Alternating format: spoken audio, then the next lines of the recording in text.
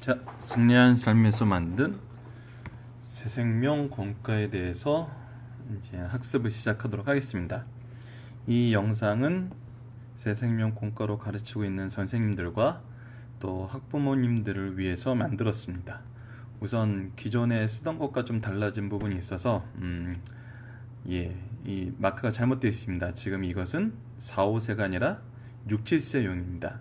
저희들이 공과 보조학습으로 성경 구호 암송판을 만들었습니다. 크기는 A3 크기, A4 두 개 펼쳐놓은 정도의 크기고요. 지금 성경과 각 과에 나와 있는 성경과 이제 구호가 나타나 있습니다. 그래서 6세 같은 경우는 성경을 외우기 힘들 경우에는 구호로 이 암송한 것을 체크해 주시고, 아니면 이제 7세 같은 경우는 성경을 암송하는데 이것을 코팅해서 집에서 보관하고 있으면 더욱 좋을 것 같아요. 보통 아이들이 한 20번, 20번에서 30번 한 달에 매일 이 글을 읽게 되면은 자연스럽게 외우게 되더라고요. 글을 모르는 아이들도 글을 읽어주면은 자연스럽게 외우는 걸 볼 수 있었어요. 그래서 그 오른편에 있는 게 그 암송 스티커입니다. 암송 스티커를 암송판은 아이들이 가져가고 암송 스티커는 선생님들이 가지고 계시다가 아이들이 자기가 암송한 게 있으면 이 암송판을 가져와서 선생님한테 보여주고 암송을 하면은 그 암송한 그 과에 대한 부분만 스티커를 붙여주는 거죠. 그래서 아이들이 27개 과가 돼 있는데 지금 1학기 것만 27개 과의 구호나 이 성경을 암송하면은 이거 붙여줘서 상을 주는 게 어떨까? 아주 큰 상을 준비하면은 굉장히 좋지 않을까 생각합니다. 저희가 말씀용과 예배를 중심으로 가르치기 때문에 어렸을 때 아이들이 말씀을 암기하는 그런 습관을 들였으면 해요. 그리고 구호도 성경을 못 외우던 아이들, 이게 글자가 아직 익숙하지 않거나 뭐 이렇게 외우기 힘든 아이들은 구호도 괜찮습니다. 왜냐하면 이 구호가 이제 신앙 고백적인 내용으로 되어 있기 때문에 이것을 암기시키는 것도 좋을 것 같아요. 그리고 이 판 뒷면에는 저희들이 필수적으로 외워야 될 내용들에 대해서 이제 프린트를 해놨습니다. 첫 번째 주기도문 사도신경은 새로 바뀐 걸로 되어 있고요. 그리고 5세, 6세, 7세가 각각 연차별로 외울 수 있는 시편 1편, 시편 23편, 잠언 3장 1절로 10절. 특히 잠언 3장 1절로 10절은 지난해 공과에는 1학기 맨 끝부분에 있었는데 이번에는 2학기 맨 끝부분으로 이제 구속사의 능력 있는 일꾼은 어떤 인물인가, 어떤 일을 할 수 있고 어떤 삶을 사는지에 대해서 설명해 준 게 바로 잠언 3장 1절로 10절이었습니다. 그리고 마지막에 있는 거는 엄마 아빠와 함께 찬양이었는데 이거는 저희 공과에 나와 있고 저희가 매주 나눠드리는 가정 예배에 있는 찬양입니다.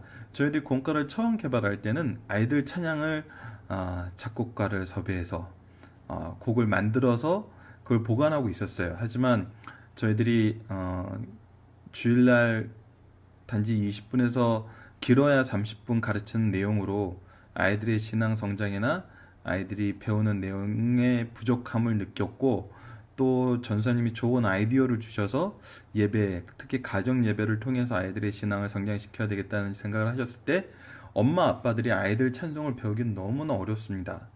그래서 제가 집에서 이 유치부 학년기 때 저희 아이와 한번 해봤더니 찬송을 배울 수 있어요.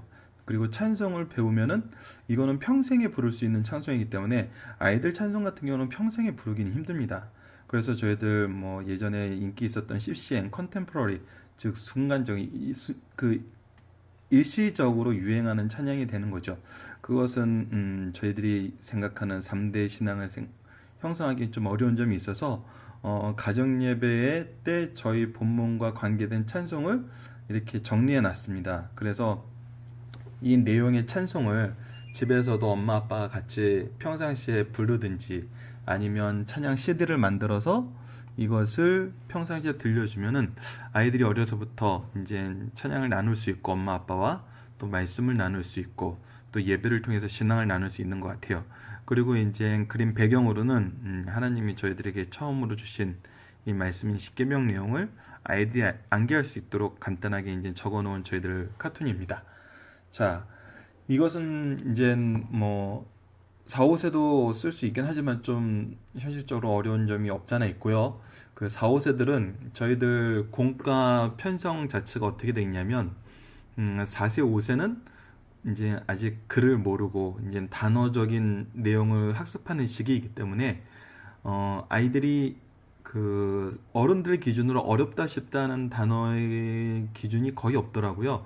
우선 그거에 대해서 잘 설명해 주면 그 단어가 어른들이 보기엔 어려운 단어여도 그냥 여과 없이 그렇게 이해하고 받아들이는 걸 볼 수 있었어요. 그래서 뭐 부활이라든지 뭐 구속이라든지 구세주라든지 이것을 막 설명해 주려고 노력하는데 사실 딱 그림으로 그 아이들이 느낄 수 있게만 얘기를 해주면은 그 단어를 쉽게 배우더라고요. 그래서 4, 5세 때는 성경에 나와 있는 단어, 이제 성경 중심의 양육이라고 할 때는 저희들이 먼저 성경 단어와 친숙해져야 되기 때문에 각 단원에 나오는 성경 단어를 이렇게 그림으로 표시를 해놨습니다. 그래서 따라 쓰고 그림을 통해서 익히고, 그래서 이 그림을 보면 하나님, 성경, 교과서, 천국, 심판, 약속 이렇게 말할 수 있도록 우리 어렸을 때 봤던 단어 카드처럼 할 수 있도록 만들었고요. 그 뒷면에는 이제 아이들이 예쁘게 색칠할 수 있는 어린 아이일수록 이 자기가 손으로 직접 만지고 느끼는 것을 좋아해요. 그래서 예전 공과에는 이 그리기판이 같이 들어가 있었는데 펼치기 너무 어려워서 이 그림북을 따로 만들었습니다. 그래서 4, 5세 아이들은 이 그림북을 나눠줘서 이 성경이 나와 있는 단어와 더욱더 친숙해졌으면 좋겠고, 학습 목표에 대해서 나왔기 때문에 다시 한번 말씀드리는데 4, 5세는 이 성경 이야기를 엄마 아빠가 들려주는 그 선생님이 들려주는 성경 이야기를 잘 듣고 이제 그 안에 있는 단어적인 개념을 이해하는 시기고요. 6세는 이제 성경 내용을 들었으면 그거를 이해하는 시기입니다. 그래서 저희들 공과 뒷부분에 퀴즈가 나와 있는데 저희들 이제 교사 교육에서도 할 겁니다. 그래서 공과 내용을 들으면은 풀 수 있는 퀴즈 내용에 대해서 저희들이 적어놨어요. 그래서 그 퀴즈를 통해서 아이들이 이 말씀을 본문 내용을 바로 이해했나 확인해 볼 수 있고, 마지막으로는 이제 가정 예배 문제가 있는데 공과의 가정 문제 예배는 저희들이 매주 나눠드리는 가정 예배 페이퍼를 통해서 학습이 됩니다. 근데 이 부분은 좀 어려운 점이 있어요. 왜냐하면 굉장히 성경에서 말하는 중요한 신학적인 내용을 포함하고 있기 때문에 엄마 아빠가 이 부분에 대해서 잘 이해하셔야 되는데 언어적인 부분에서는 엄마 아빠도 이해할 수 있게 잘 정리를 하고 있습니다. 그래서 가정 예배를 통해서 이제 신앙을 신학을 가르치고 신앙을 성장할 수 있도록 돕는 거죠. 그리고 마지막으로는 이제 아이들에게 축복 기도를 해줄 수 있는 내용, 무슨 내용으로 아이들에게 축복 기도를 해줄까? 특히 가정에서 아버지의 축복 기도를 받는, 성경적으로 신앙의 그 계보를 아버지 중심으로 써놓은 거, 또 이제 아브라함이나 야곱, 이삭이나 야곱이 자녀들을 축복했던 그 축복의 내용처럼 우리 부모님이 정말 아이들을 축복할 수 있는 그 축복의 기도로 저희들이 좀 새롭게 구성이 되었습니다. 자, 이제 드디어 일과 본문을 한번 살펴보도록 하겠습니다. 일과는 먼저 우리가 성경은 무엇인가에 대해서 가르쳐주고 있습니다. 성경을 교회에서는 굉장히 중요하게 얘기를 하는데 때로는 교회에 여러 가지 프로그램이 생기고 다양한 욕구들의 사람들의 욕구를 채워주면서 교회가 말씀을 배우는 장소에서 좀 벗어나는 듯한 모습도 많이 보이고 많은 사람들이 또 다양한 걸 요구하고 있죠.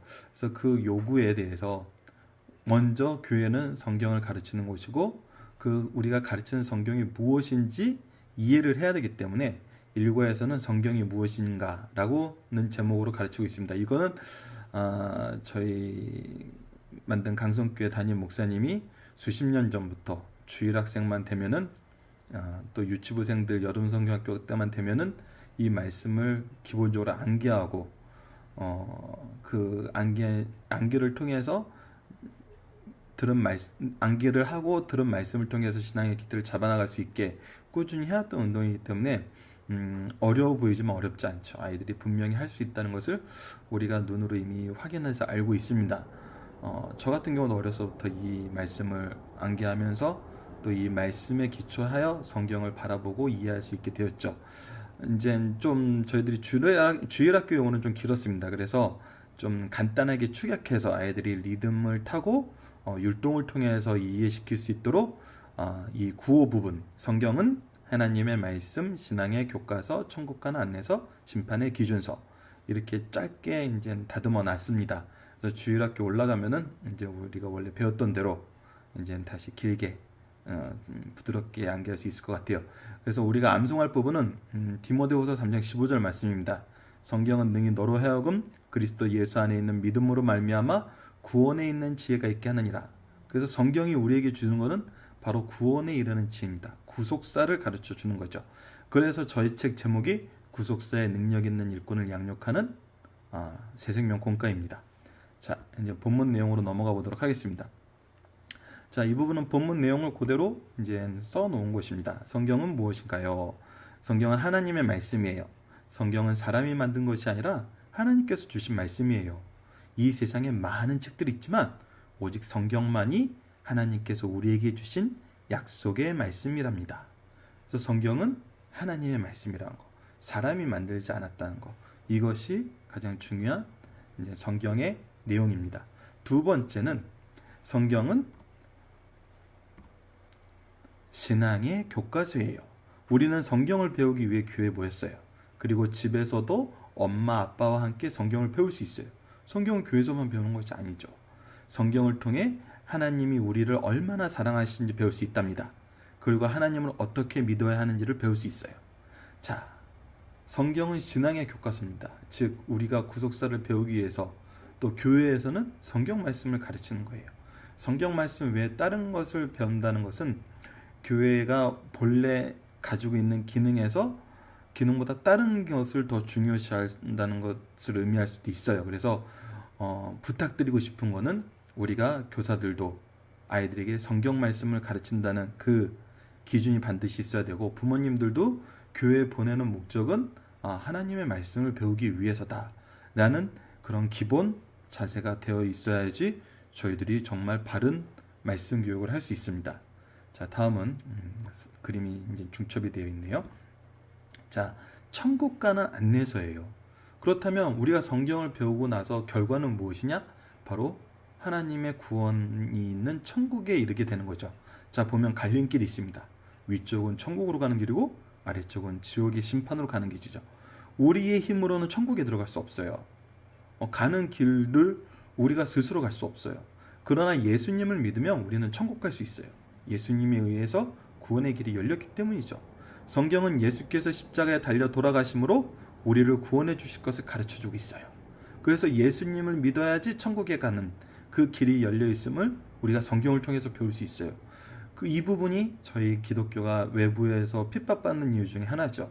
예수님에 의해서만 천국 갈 수 있다는 하나님 말씀을 우리는 전하는 것인데 왜 너희들만 구원이 있냐고 다른 종교에서 얘기를 합니다.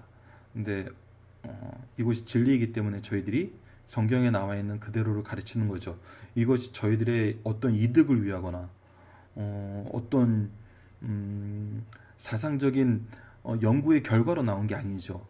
저희들이 성경은 하나님의 말씀이기 때문에 있는 그대로를 가르치기 때문에 이러한 내용이 때론 비난을 받는데 이것은 저희들이 더욱 열심히 말씀을 전할 근거이면서 또 저희들이 진리를 왜곡시키지 않기 위해서는 지켜야 될 부분이라는 거 기억해 주시고, 이 부분에 대해서는 나중에 또 신학적인 내용 더 깊이 연구할 수 있는 시간이 있으면 얘기하도록 하겠습니다. 자, 마지막으로는 성경은 최후 심판의 기준서예요. 자,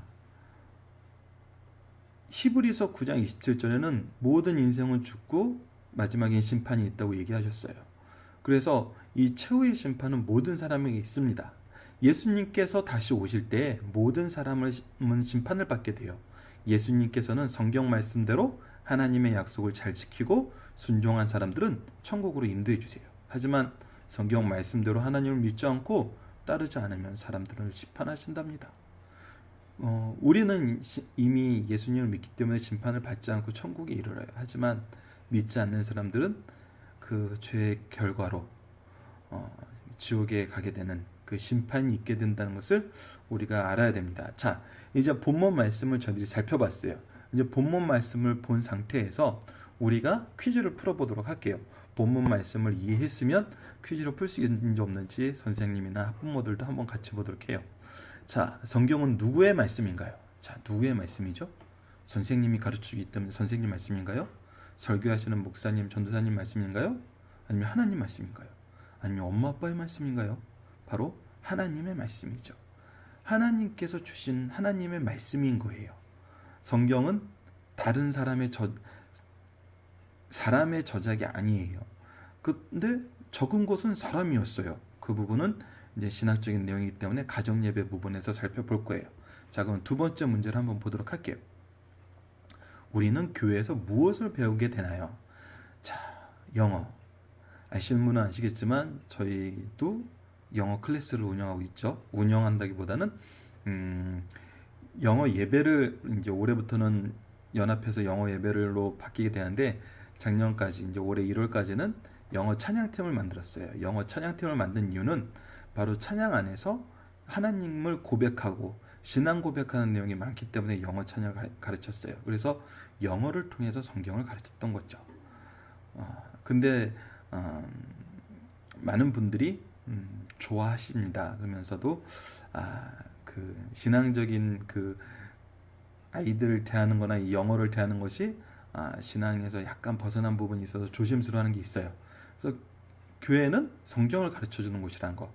우리가 한글 아까 뭐 이렇게 글자 쓰기, 그림 그리기, 이제 암송하기도 뭐 게임처럼 할 수 있지만 뭐 여러 가지 레크레이션 이런 것들을 많이 해서 아이들이 가끔 엄마들은 순수하게 뭐 얘기하시지 않았지만 제가 뭐 경험상 영어를 굉장히 좋아한다는 것을 배우고 느꼈고 게임은 좀 그 디지털적인 게임보다는 뭐 진짜 레크레이션적인 게임을 좋아한다는 이 성향을 저희들한테 드러내지만 그러면서도 교회는 성경을 배워야 되고 예배 중심이라는 걸 알고 있어요. 하지만 아이들 같은 경우에는 가끔 영어 찬양만 오는 아이도 있어요. 그러면은 너 교회 무슨 일로 왔니? 그러면은 영어 배우러 왔어요. 그러든지 아니면 저를 부를 때 선생님 하는 것이 아니라 영어 선생님 이렇게 얘기를 해요. 그래서 제가 항상 얘기를 하죠. 저는 선생님은 성경 말씀 가르치는 성경 선생님이야. 너는 영어를 통해서 성경을 배운 거지 영어 배우러 온 게 아니야.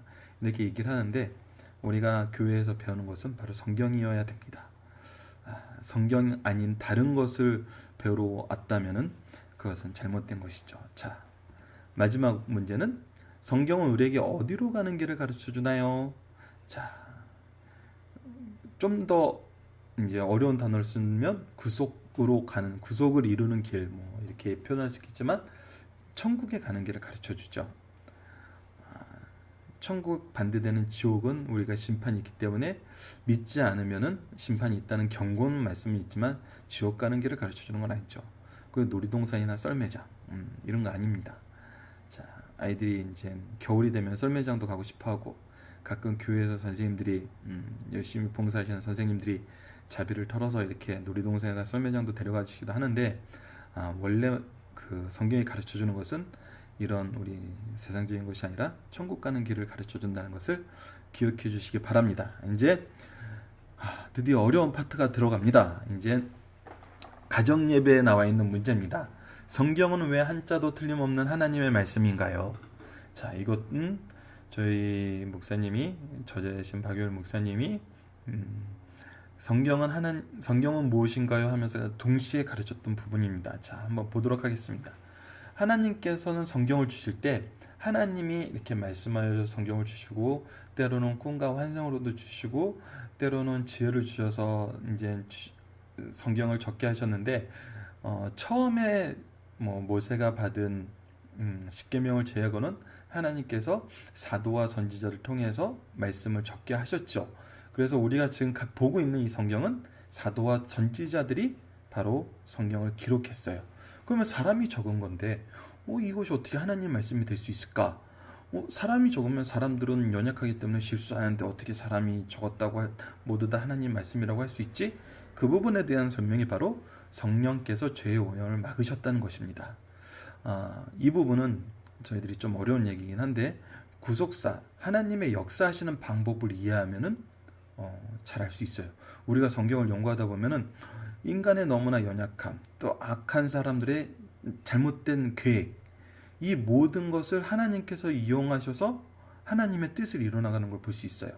성경은 구속에 대해서 가르쳐주고 있잖아요. 이 구속을 어떻게 이루시는 방법에 항상 하나님의 종들과 또 아무리 악한 자들의 계계라도 하나님의 뜻을 막을 수 없고 오히려 하나님의 뜻을 성취하는데 하나님께서 이용하신다는 것, 선용하신다는 것을 우리가 성경을 통해서 배울 수 있어요. 그래서 성령께서 죄의 오염을 막으셨을 때 사도와 선지자들이 이 성경을 바로 기록할 수 있다는 것을 우리가 성경을 배우며 지속적으로 계속적으로 확인할 수 있고, 이것이 현대까지 우리가 성경이 우리에게 전해진 하나님의 역사인 거죠. 그런데 이 사도와 선지자들이 하나님께서 성경을 주실 때 있는 그대로 불러주는 대로 딱 적은 것이 아니라 하나님께서 선지자들의 사상 표현과 용어 선택, 그들의 생각과 그들의 사용하는 용어를 그들이 원래 쓰던 그 사상과 용어를 사용했는데 이것을 지도하시고 감독하셨어요. 성령께서 지도하시고 감독하셨기 때문에 이것이 하나님의 말씀인 거예요. 이 부분은 굉장히 어려운 신학적인 내용을 축약해서 설명해 놓은 거예요. 그래서 아이들이 이 부분에 대한 말씀을 암기하고 있을 때 나중에 여러 가지 그 잘못된 신학 사상이나 그 말씀의 정경성을 공격하는 여러 가지 말을 들었을 때 아이들이 이 기준으로 말씀에 비추어 판단하면은 하나님 말씀이 틀림없다는 것을 다시 확인할 수 있어요. 그래서 이 내용은 기억하는 것이 매우 중요합니다. 그래서 성경은 왜 한자도 틀림없는 하나님의 말씀인가 했을 때는 사도와 선지자들이 성경을 기록할 때 성령께서 죄의 오염을 막으시고 그들의 사상 표현과 용어 선택을 지도하시고 감독하셨기에 성경은 한자도 틀림없는 하나님의 말씀입니다. 이렇게 암기하고 있으면 굉장히 좋습니다. 선생님들이 이 말씀을 잘 이해하는 아이들과 또 가정에서 가정 예배를 드리시는 분들은 이 부분을 좀 잘 지도해 주시기를 부탁드립니다. 두 번째 문제는 우리가 성경을 통해서 배운 내용은 무엇인가요? 라는 거예요. 우리가 성경을 통해서 우리 새생명 공과를 통해서, 새생명 공과는 말씀 중심 예배 중심의 공과로 얘기하는데 우리는 하나님의 말씀인 성경을 열심히 배워야 돼요. 근데 이것을 통해서 배우는 내용은 하나님, 예수님, 성령님을 배워요. 즉 삼위일체 하나님을 배우는 거예요. 그리고 천지창조를 배워요. 하나님이 창조주이신 걸 배우는 거예요. 그리고 사람을 사랑으로 만드셨다는 걸 배워요. 그리고 사람의 창조의 목적이 하나님께 영광 돌리는 찬양하는 삶이라는 걸 배워요. 그리고 이 세계는 여전히 하나님께서 정하신 질서에 의해서 하나님이 통치하고 계신다는 걸 배우는 거예요. 그래서 성경을 통해서 이것을 배우고 나서 우리가 구속의 은혜를 누리게 되는 거죠. 구속사를 또 배우고 확인하게 되는 거예요.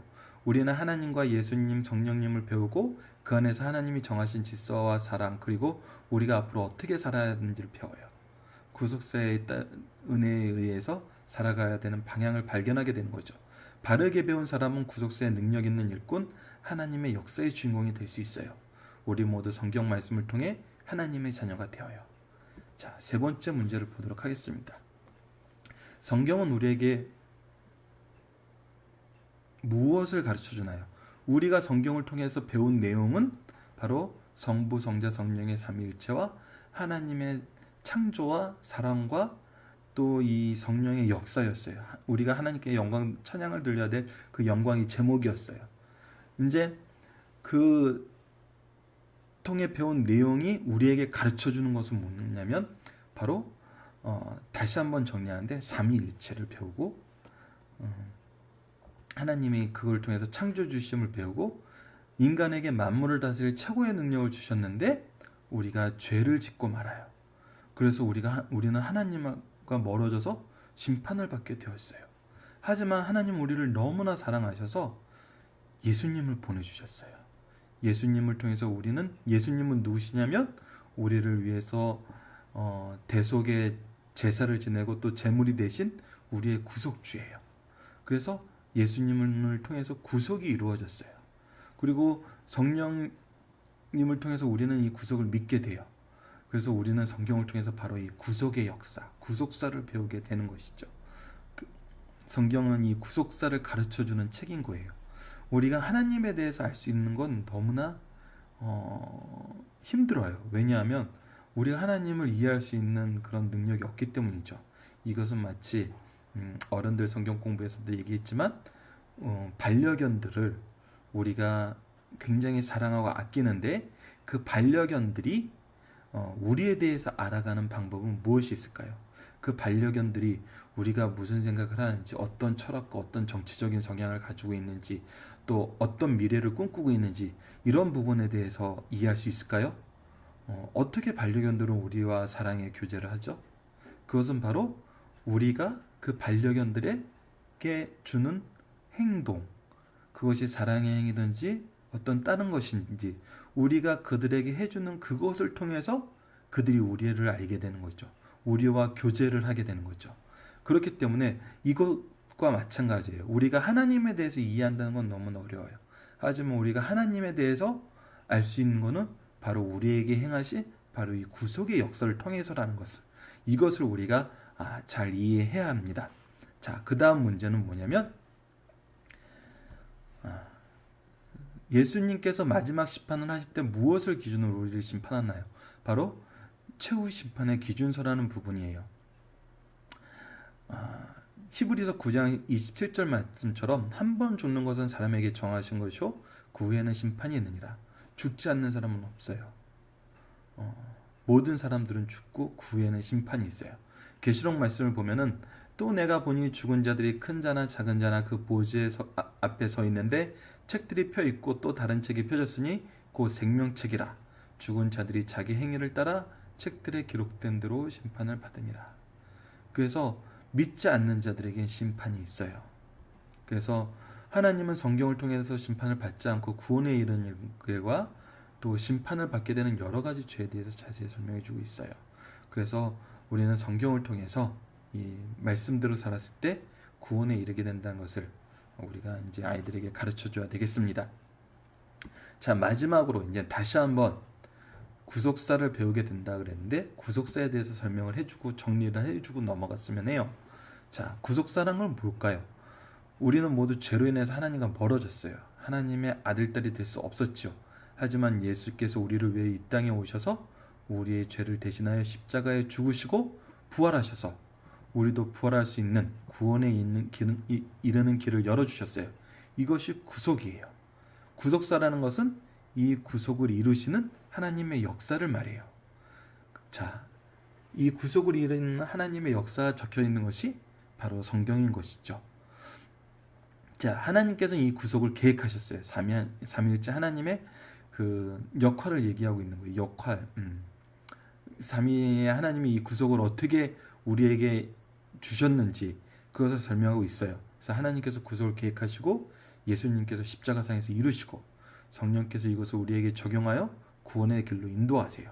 그리고 하나님은 이 말씀을 하나님 믿는 모든 사람에게 전하라고 명령하셨어요. 이 말씀을 따라 하나님의 말씀을 전해서 하나님의 사랑과 구속이 모든 사람에게 전해질 수 있도록 순종하는 사람이 바로 구속사의 능력 있는 일꾼인 거예요. 모든 사람들을 향한 하나님의 축복의 통로가 되는 것이죠. 하나님의 이 구속의 은혜를 전해주는 사람이 구속사의 능력 있는 일꾼이죠. 저희들이 아이들을 말씀으로 양육하는 목표는 바로 여기에 있습니다. 앞으로 우리는 성경을 통해서 하나님을 배우고 예수님, 성령님을 배우고 누가 구속사의 능력 있는 일꾼이었는지 배워요. 하나님이 누구를 통해서 이 축복의 통로가 되게 하셨는지, 누구에게 어떻게 축복의 통로가 되게 하셨는지 우리가 배워요. 그리고 우리가 하나님의 사랑의 무대에서 구속사의 주인공으로 일할 수 있는 방법을 배워요. 우리 모든 어린이들이 구속사의 능력 있는 일꾼, 하나님 역사의 주인공이 되길 기도해요. 자, 이렇게 해서 가정예배 내용이 이제 마무리됩니다. 그리고 마지막 부분에는 우리가 이제 자녀들의 기도로 축복하는 내용입니다. 선생님들도 이 기도의 내용으로 축복을 할 것이고 부모님들도 가정에서 특히 우리 아버지들이 자녀들에게 안수할 수 있는 이 제목으로 기도하면서 안수할 수 있는 그런 축복된 가정이 되기를 기도하는 마음으로 기도 제목을 정했습니다. 첫 번째는 성경을 바로 배우고 믿을 수 있는 아이가 되게 해주세요. 두 번째는 바른 예배를 통해 하나님의 축복을 받는 아이가 되게 해주세요. 성경과 예배가 바로 서야 됩니다. 세 번째는 구속사의 능력 있는 일꾼이 되어 모든 사람에게 하나님의 사랑을 전하는 축복의 통로가 되게 해주세요. 자, 하나님께서는 이런 아이들이 되기를 원하고 기다리고 계세요. 그리고 하나님의 일꾼이 되었을 때 이 구속의 은혜를 전할 수 있는 능력과 모든 여건을 허락해 주시죠. 그래서 우리가 정말 하나님의 일꾼으로 구속사의 능력 있는 일꾼, 구속사의 무대에서 주인공으로 세워질 수 있는 아이들이 될 수 있도록 함께 기도해 주시길 바랍니다. 자, 오늘 첫 일과 내용은 이만 마치도록 하겠습니다. 다음 주부터는 이제 천지창조 내용을 시작해서 하나님에 대해서 배우게 돼요. 앞으로 더 많은 말씀의 교제와 또 많은 부모님들의 관심과 또 선생님들의 기도와 참여를 다시 한번 부탁드립니다. 감사합니다.